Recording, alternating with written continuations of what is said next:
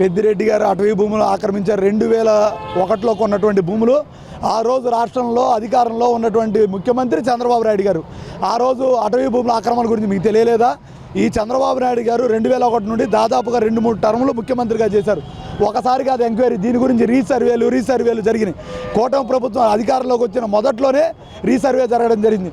ఇది వారసత్వ ఆస్తిగా అంటే ఇప్పుడు కృష్ణానది ఉందండి, కృష్ణానది పారుతుంది. కృష్ణానది పారేటువంటి క్రమంలో మధ్యలో కూడా పట్టాలండి ఉంటాయి, నదికి అటువైపు ఇటువైపు కూడా పట్టాలండి ఉంటాయి. అంటే మీరు వచ్చి ఏరియల్ సర్వే చేస్తే తారుమారు అయిపోద్దా? అంటే నువ్వు స్పెషల్ ఫ్లైట్ వేసుకొచ్చి ఏదో ఎర్రచందనం ఆ రోజు ఏం చెప్పావు? పెద్దిరెడ్డి గుర్తుపెట్టుకో, ఎర్రచందనం లక్షల టన్నులు నీది నేపాల్లో ఉంది, వెలికి తీస్తాను, తెచ్చావా? 30,000 మంది మహిళలు ఉన్నారు, ముగ్గురిని తెచ్చావా?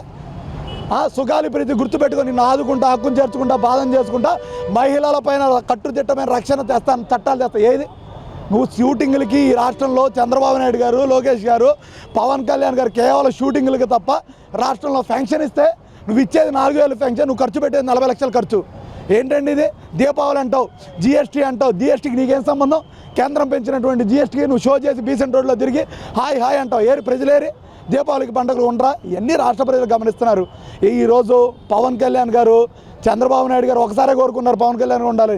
ఈయన 3 సంవత్సరాలు ఏదైతే 15 సంవత్సరాలు నేను అక్కడే ఉండాలి, మీరు చీ అన్న నేను ఉంటాను, చా అన్న మీతోనే ఉంటానని చెప్పి సిగ్గు లేకుండా నిస్సిగ్గుగా వాళ్ళ పంచం చేరడానికి ఉన్నారు.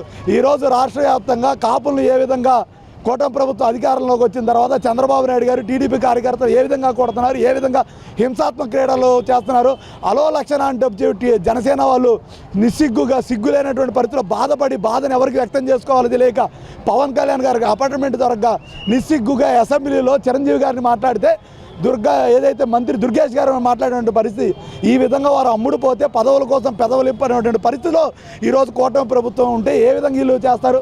ఈరోజు పవన్ కళ్యాణ్ గారికి కావాల్సింది 4 ఎస్కాట్లు, 40 మంది సెక్యూరిటీ. అది ఇవ్వడానికి నిస్సిగ్గు ఎటువంటి లేకుండా చంద్రబాబు నాయుడు గారు ఇస్తున్నారు.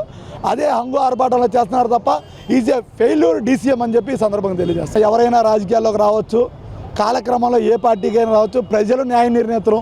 కాలక్రమంలో ఏ పార్టీ జరిగిద్దో ప్రజలు నిర్ణయిస్తారు.